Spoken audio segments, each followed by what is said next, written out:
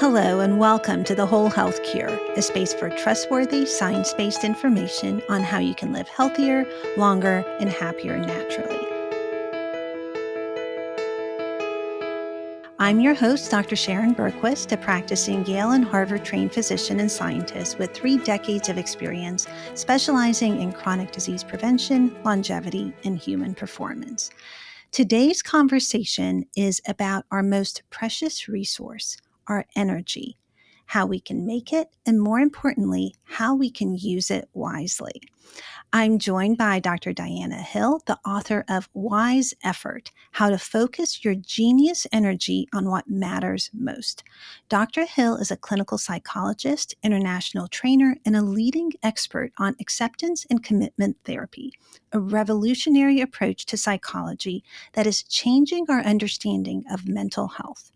Drawing from the most current psychological research and contemplative wisdom, Diana bridges science with real-life practices to help people grow fulfilling and impactful lives. She is the author of 3 other books, including I Know I Should Exercise, But, The Compassion Daily Journal, and ACT Daily Journal. She's the host of Wise Effort podcast, and her insights have been featured in NPR, Wall Street Journal, Psychology Today, Real Simple, and other national media. Diana, welcome to the podcast. Thank you so much, Sharon. It's so good to be here with you. Diana, our energy is our vital force. In health and medicine, I think energy impairment drives most of the symptoms I see. It is the underlying problem behind so many chronic diseases and the way we age. And so much of our modern world puts our energy under attack because so many aspects of our living affect how our cells can produce energy, specifically through the mitochondria. And this just pairs beautifully with your work on how we can use energy most effectively. So what is wise effort?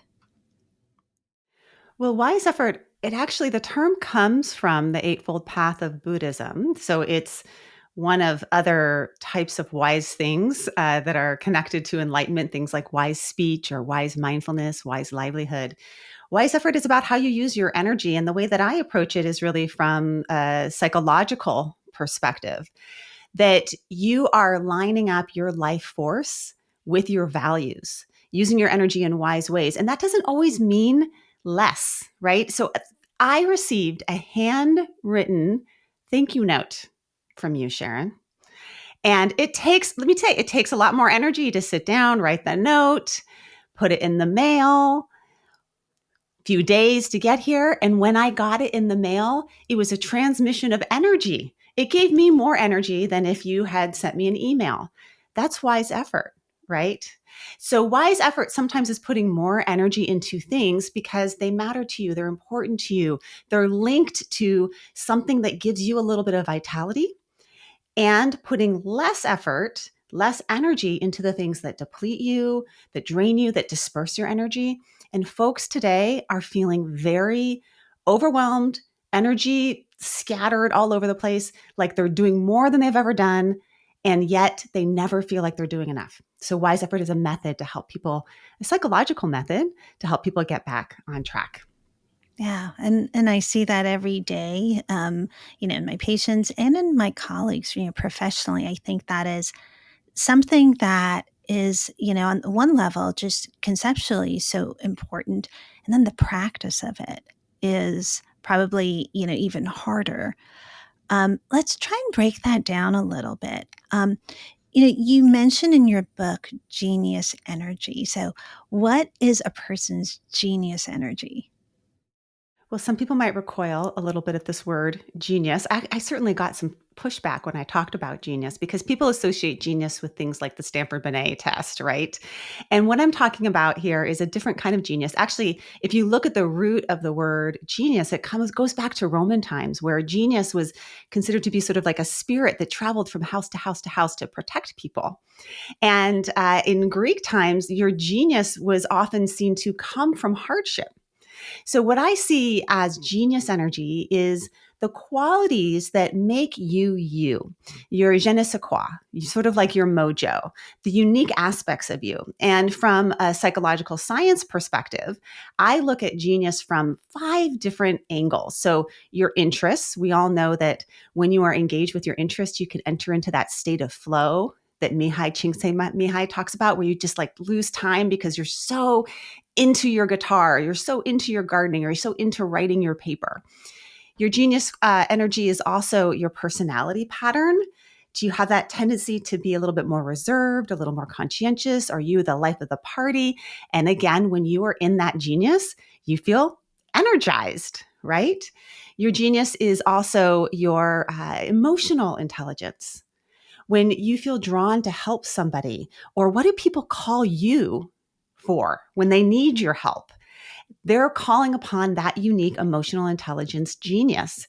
It's also your abilities, the things that come easily to you that may be hard for others. You and I were just talking, Sharon, about getting on a stage with 1,000 people. And we were both like, yeah, bring it on. 1,000 people is less energy for me than one person. Well, what's that about? It's also about our abilities around public speaking or engaging intellectually. That's part of your genius. So your genius energy has these sort of qualities. And then finally, your character strengths. There's a lot of research in the area of positive psychology. Martin Seligman, sort of the father of positive psychology, that alludes to these strengths, these qualities like leadership and humility and honesty that also build you up, strengthen you. And when you use that genius energy out in the world, it's not super effortful. It's almost like effortless, but you shine. It's like a bright star or a light bulb lit up from the inside out, and people want to be around you because it's your genius energy. And I love that, you just say that it's less effortful, but it's not doing less, right? I mean, and that's a really important concept because I think sometimes people think it's, a message to slow down, but that's not what you're saying. You're just saying, how do we channel this? Is that right? How do we channel it? How do we see it as a dial? How do we direct it? If we think of it as a flow of energy, like a big river, what are the banks of that river putting it in the right spot? Right. And it's actually something that really frustrates me because I have a lot of drive. I have a lot of ambition. I have a lot of sort of genius energy in the arena of learning new things and creating new content. And people in my life have told me, just dial it back, take a break, take a rest. And that to me is like an insult to my genius. Like I don't want to dial it back, but maybe I do need to make sure that I'm being wise in my decision making around where and how am I putting that. We were talking about earlier, am I putting that some of that genius energy into designing my son's surf trip for his 16th birthday? That's super wise effort for me, right? Doing some of the research and the planning and getting it all lined up. And I might choose to prioritize that over designing maybe a workshop related to work right now because that's not calling my genius energy in the same way. And it really isn't aligned with my values at this moment in time. But another moment in time, that may be where I want to put it. So, wise effort is discernment. It's being able to check in with your body, that whole body yes, when your body says, yes, that's right for me, or the whole body no, when your body says, no, that's not right for me. It's also about tapping into many sources of wisdom beyond just sort of our shoulds and our stories, but rather checking in with our intuition, checking in, like I said, with our bodies, checking with nature, checking with other wise beings that have guided us. And then we can decide how and how much we use that genius energy.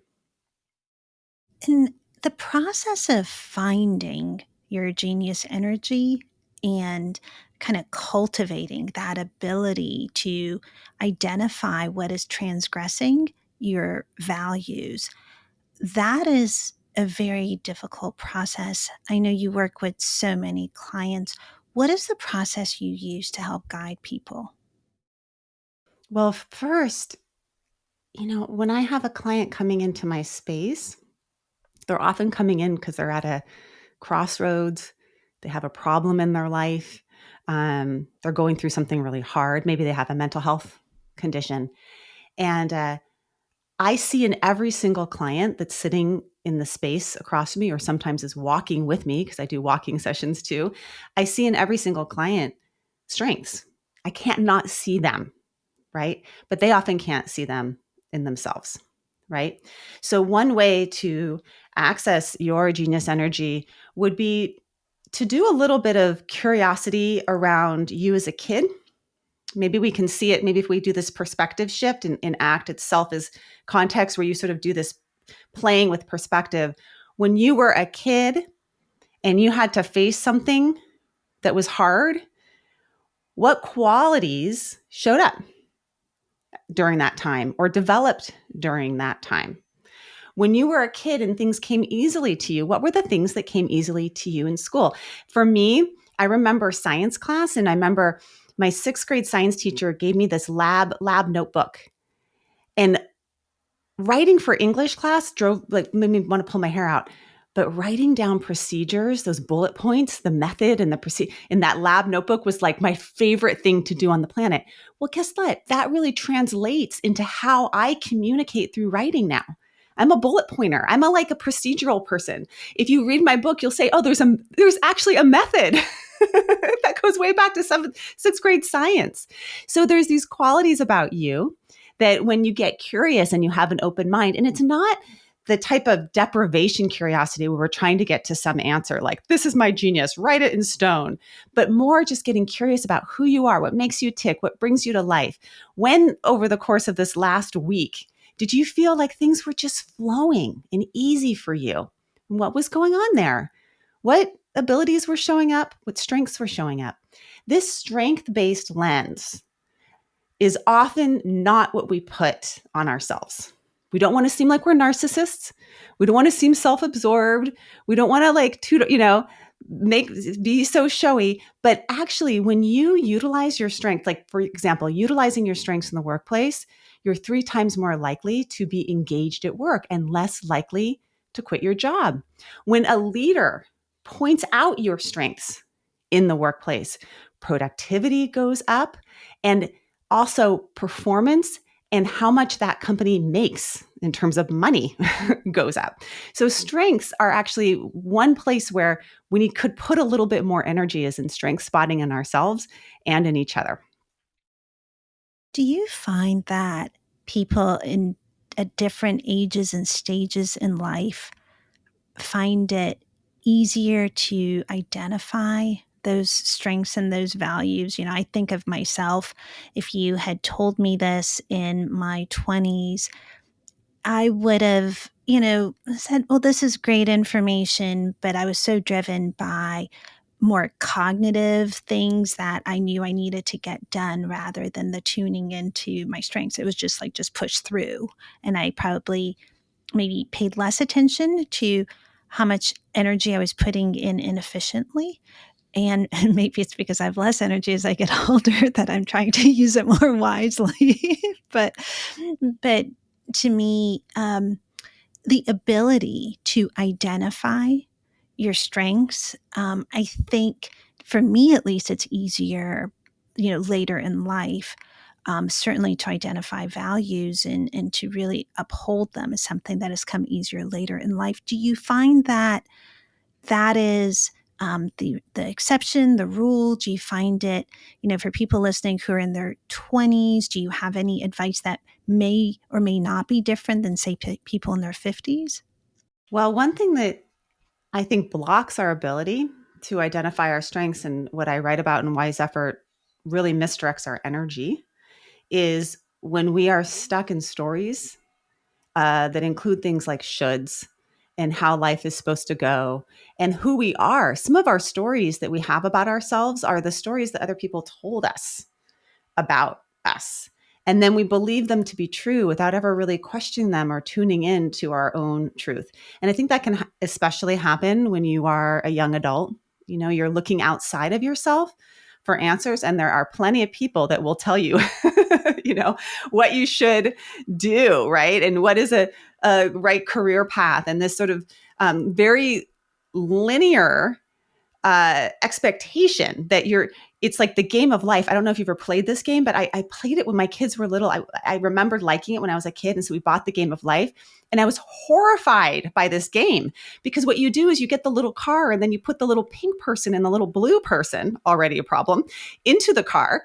And then you take the car along this path. And your job is to go to college, get a career, get married, have kids. And the whole game of life is to get to retirement at the end, and you win if you have the mansion and you lose if you have the shack. I mean, this is what we're teaching our 6-year-olds about the game of life. So that is a story, folks, because nobody lives that. Everybody has ups and downs and twists and turns. And really, the game of life is to get to know what are your strengths and how to adapt. That's the game of life. If you can be flexible and you can get clear on what your values are, then when life, which is a guarantee, throws you something that you don't expect, or in Zen, the koan rips the rug out of you and then rips the floor from under the rug, which will happen to you multiple times in life. If you are rooted in your values and you are flexible in your behavior, you will know how to play the game. And that is not linear. So part of that is dropping the story, knowing what story is in your way, and being able to identify that that's a story that misdirects much of our efforts. And then getting clear, living more from the heart mind, which is a different part of you than the story mind. Mm-hmm.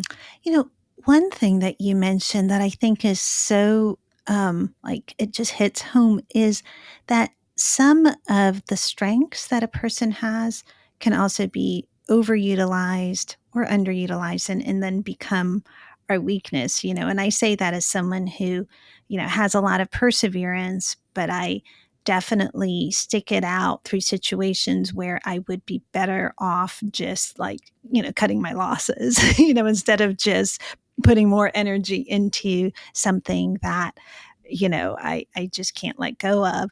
Um, what are ways to have that awareness when a form of strength can start to become a form of weakness?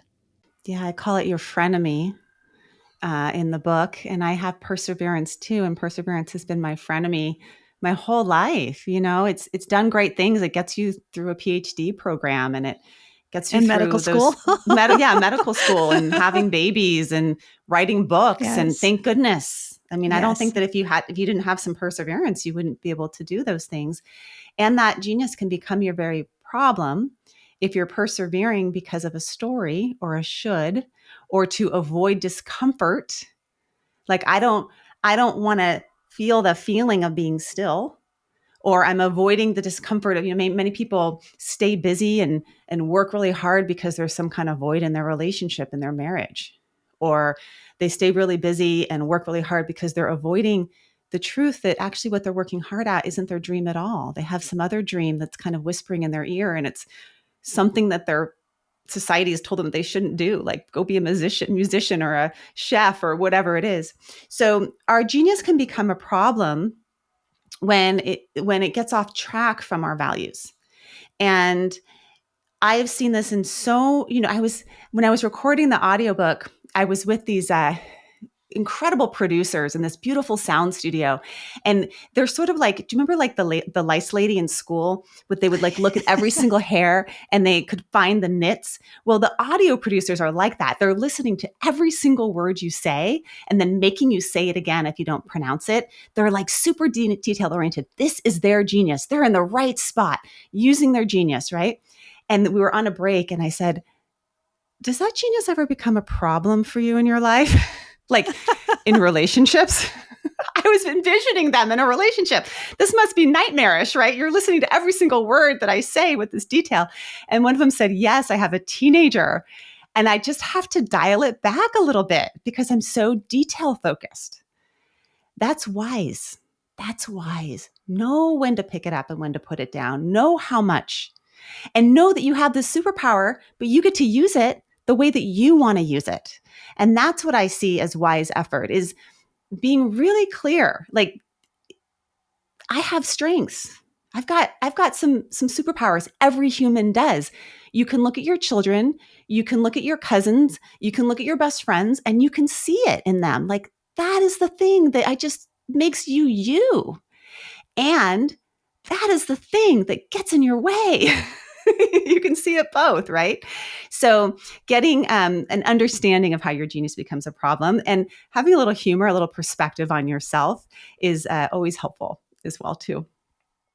What are other examples of traits that can be geniuses, but then over or underdone can be kind of a misdirection of energy? Oh, there's so many of them. I mean, we could think about humor, somebody that's so funny, but they can't really go deep because they're always making a joke, and they kind of are using it to avoid life in some way. We could think about people that are great problem solvers and they turn everything into a problem to be solved, including their partner and their grief. And you're like, sorry, grief is not a problem that you can solve. It's something you need to sit with and move through, right? So there's so many different qualities that we have that can go sideways on us.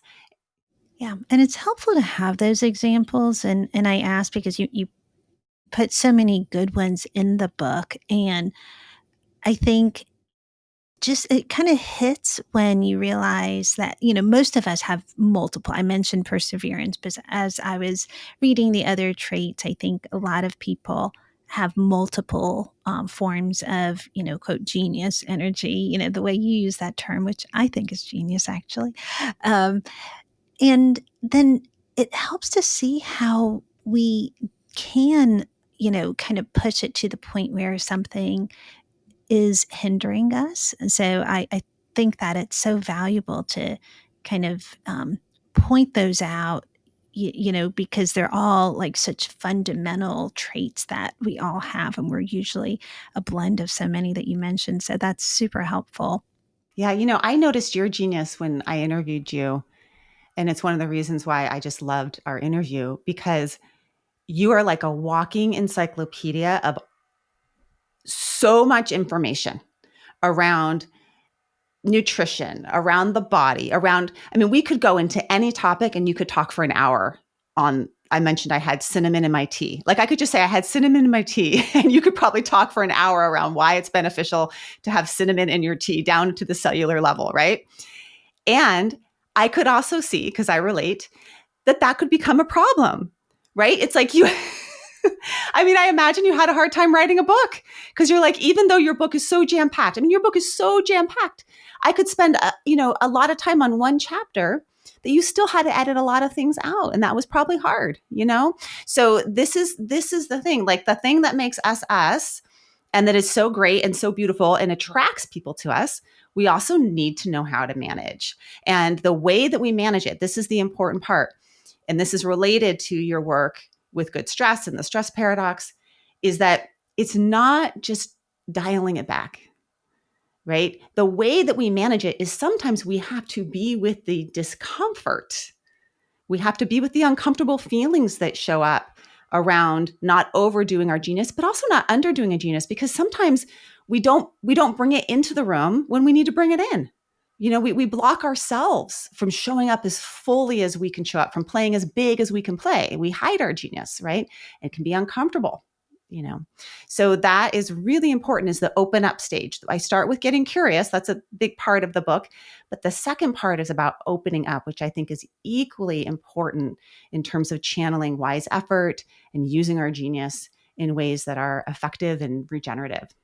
Yeah, I do think there's so much synergy with the idea of good stress in that there is going to be discomfort, but you cannot have the growth. You cannot get to the other side of, using your energy optimally without that. And, when you were talking about the perseverance, I was thinking about really the fear that comes with letting go of those stories because so much of identity is wrapped in them. Yeah, I interviewed Courtney Smith, she wrote a book called Choosing Wholeness Over Goodness with Elise Lonin. And she talks about if you let go of that story and the fear shows up, what are you afraid of? And she highlights three things, which actually I could link to evolutionary roots to each of them. But the first one is: are you afraid of losing control? Are you afraid of losing approval? Or are you afraid of losing security? You know? And so we follow the story, we play the game of life, because if we play the game of life, then people will like us and we'll be secure and we'll have control, right? But unfortunately, it also keeps our lives really small and narrow and doesn't give us the opportunity to offer our fullest self. And if you are small and narrow and rigid, you're more likely to break when the game doesn't go your way. So we have to get more comfortable with not being in control. We have to get more comfortable with not not everyone approving. The bigger you play, the more feedback you will get about, I don't agree with that. What's this genius stuff? What's this, And we have to get more comfortable with the possibility that we don't know. It's just uncertain. And that there is it isn't secure. Our greatest security is actually in Buddhism. There's something called the five remembrances, where the monastics will read this every single morning, which is like, I remember that I'm going to grow old. I remember that I'm going to get sick. I remember that everything that I love, I will lose. They read this every single morning. I remember that I'm going to die. And then the fifth remembrance is the most powerful one, which I remember that my only true belongings are my actions. And that is what we need to remember, whether it's choosing good stress, like the actions that I take of making myself, putting myself in these conditions to build my resilience, or choosing my values. Even if it doesn't turn out how I want it to turn out, I can remember that that's my belonging is in my actions. And that's, I think, really what's more empowering than being locked in by some story that I need to hold on to control and everyone has to like me and I have to be safe. Those have, as I said, evolutionary roots in our evolutionary psychology. Just like you talk about the evolution of our biology, our psychology evolved in a certain way that is a mismatch for our current environment. Just like our biology evolved in a certain way that's a mismatch for our current environment, that biological mismatch, it's the same. So we evolved to do everything in our power to be part of the group, to compare ourselves to others, to make sure we fit in. But that doesn't work so well when now our comparison group is a million people on Instagram and fake people. you know, we evolved to stay safe at all, at the best of our ability to, avoid anything that is scary. That doesn't work so well when what is scary can be generated in our own minds and isn't really harmful to us. Getting on a stage of 1,000 people can be scary, but no one's going to eat you alive. Even though I remember texting a friend once saying, they're going to eat me alive. She's like, they can't eat you alive. Right? So we evolved certain ways of responding to the world that are unwise efforts to be stuck in a story, to avoid discomfort, to hold on too tight. And wise effort is something completely different. I love the framing in our evolutionary past because it makes it so normal to have these instincts. There's so much that we have to be aware of that is just part of the human experience. And I think we all struggle with these. So I appreciate um, kind of just saying that this is how we adapted. These are such normal traits. It's just in our modern world, they don't always serve us well. Yeah. That also brings me to, one of the things you also mention in your book is there's this internal work that we all have to do to, certainly identify our values, get curious and open up. And we all work in environments. And this is where it gets tricky, right? Because some people may be listening and thinking, well, it's great to follow my values, but I've got to put dinner on the dinner table. I've got a mortgage to pay. Sometimes I just have to do whatever I have to do. What do you say to that? Well, two things. One, I practice something called process-based therapy, or ACT, which is a contextual behavioral therapy, which psychology has long ignored context. We think it's all within your power as an individual to eat better and exercise more and make money, right? But some people do not have access to food in the same way that other people have access to fresh foods, right? Some people have more free time than others because of privilege and context and all sorts of things, right? If you are a working single parent, you do not have as much time, right? So I want to acknowledge that. And actually, in the book, we have a whole chapter on environmental contexts that drain our energy and the role that things like our workplace, toxic workplaces, going through transitions, different types of relationships can be energetic drains. And I will say there's a difference between values and, I'm using air quotes here, following your dreams. Values can be done anywhere, anytime, no matter what you're doing. If you're doing the dishes, if you're at the airport, if you are in a really challenging conversation with someone, you can show up with your values. And the analogy that I'll often use, because I had this book for a long time, Stephen Covey's 7 Habits of Highly Successful People. A lot of people had this book, and he talks about before you start climbing a ladder, make sure you know what wall it's against, right? So we can spend a lot of time choosing what walls to put our ladder against, right? Is this the right job for me? Is this the right person for me? Is this the right house for me? Should I move here or should I move there? How many hours I've spent in this decision-making tree with people thinking that if I turn right, it's going to be right, and I turn left, it's going to be wrong. And I say, well, that kind of matters. That can impact things. But sometimes you don't have control over what wall your ladder is against. But what you do have control over is how you climb that ladder. Are you stepping on people while you're climbing? Are you enjoying the process and being mindful and aware and conscious while you're climbing? What type of climber do you want to be? Do you want to be adventurous? Do you want to be kind? Do you want to be present? Do you want to be honest? Are you harming yourself in how you climb the ladder? Right?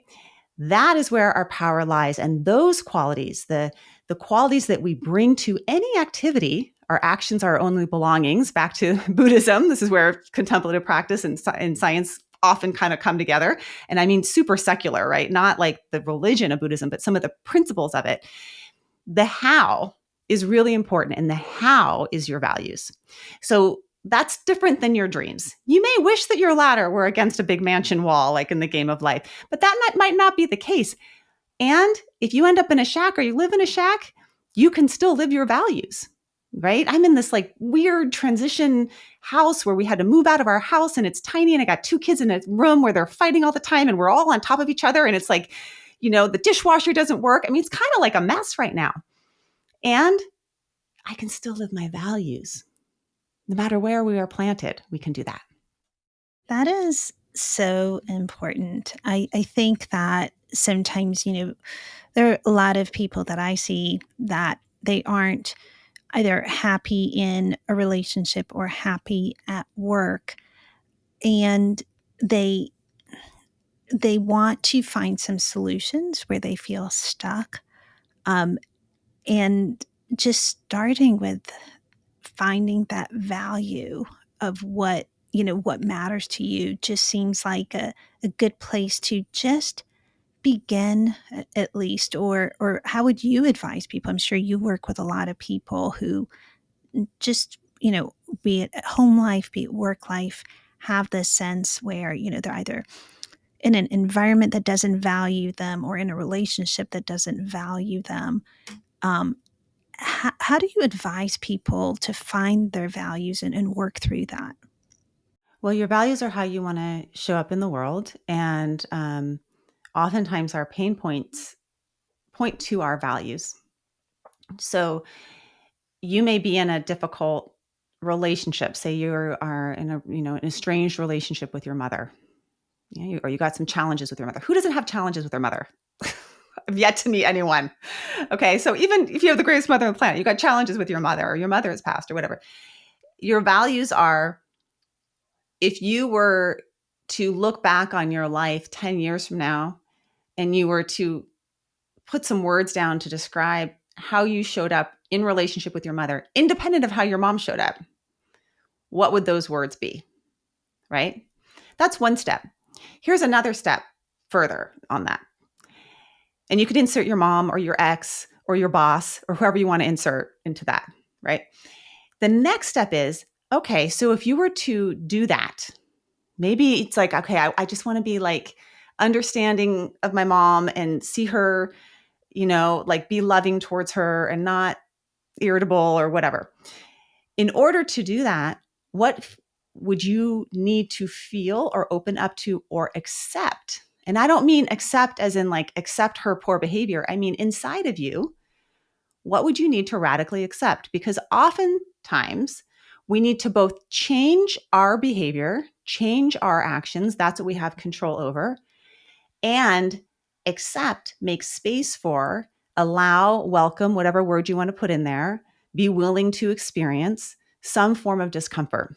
And what uses up a lot of energy is when we're trying to change something that's unchangeable and being unwilling to accept reality as it is. And then we're digging in our heels and we're not making the changes where we actually have agency to make a change. So we need to flip that script.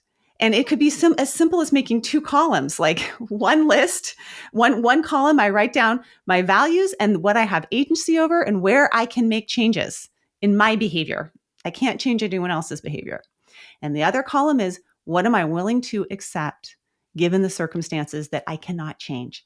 And as soon as you accept, you regain energy because you're no longer using your energy to push something away. I'm pushing my hands out.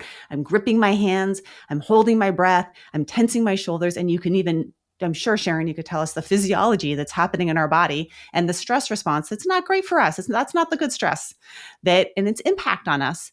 And we know its impact on us psychologically too, because we're not using our energy in the places that actually want to use it, that matter to us. One of the things I love about how you just guided us through that process is really what you do in the book, which is just exercises, right? Like as you're talking, I'm thinking of things I can do out of a workbook style, of make a column for this and, think about this is the question to ask yourself. I love that style because it gives every person kind of the right framework for doing the type of work to kind of follow what you're saying. And you have so many great points in your book where you stop and say, okay, here are the questions and here are really exercises that we can just really take the time to actually do. So it's so practical. It's kind of like the privilege of being your client without directly being your client. So I think that's wonderful. Diane, is there anything you want to mention that we haven't touched on that you think is something really valuable for people listening about how they should use their or understand their energy? I guess the place that I'm really landing in these days is to start to think about your life force as a flow, that it can flow out. You can make a positive impact in this world, even by doing very, very, very small things that has a ripple effect. And also, it can flow in. You can receive good energy into your body and your being. And it doesn't have to be so either or. I think, especially with like healthcare providers, people that want it, parents, people that want to do good in the world, they have this energetic flow out. Right. And I was just with a group of therapists earlier today, and they were talking about how at the end of the day, it's like their partner gets the leftovers because the best of them went to their patients in the first, 6 hours of their day. And I'm like, wait a minute here. There's something wrong there. I want it to be a flow. I want you to send your good energy out and be able to receive your good energy in. And that requires wise effort. It requires some wisdom. It requires getting curious about you. What makes you you? What makes you tick? What gets you off track? Get curious about that. It requires opening up, opening your heart, opening your mind, opening your sense of self, opening up to change. And then it requires you focusing your energy. So they're like a camera. We need to focus it. Sometimes we need to focus it up, get it, get a little bit more dialed. Sometimes we need to expand it a little bit. And that's my hope, is that if we all were engaging in wiser efforts, then our world would be a better place. We would have the good kind of stress, because we're like, it's wise effort to go stress myself on purpose, and a little bit less of the not so helpful kind of stress. And we'd be, living in a little bit more harmony, which is something that I care a lot about, because, we're leaving this planet to kids, your kids, my kids, your nieces and nephews, the kids that you don't even know across the way. And we need to level up, folks, and leave it a little bit better than the way it is right now. 100%. Diana, for people who want to learn more about your book and connect with you, what's the best way for them to find you? You can find me at wiseeffort.com everywhere, and drdianahill.com. I'm on Instagram mostly, if you do social media. And I have lots of things. I'm going to do a wise effort for couples thing, which is going to be really fun. I have wise effort for therapists.